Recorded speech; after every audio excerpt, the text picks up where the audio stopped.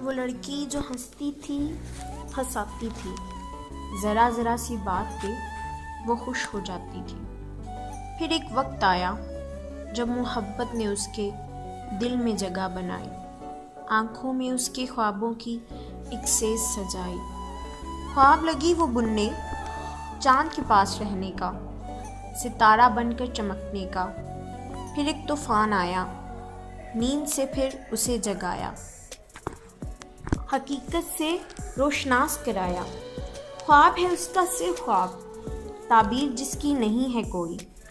جان کر یہ حقیقت پھر وہ لڑکی بہت روئی، کرنے لگی وہ خدا سے گلہ، کیوں اسے دل میں بسایا۔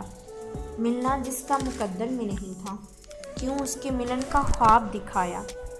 اب وہ لڑکی دل سے نہ ہنستی ہے نہ ہنساتی ہے، دکھانے کو وہ لوگوں کو باہر سے خوش ہو جاتی ہے۔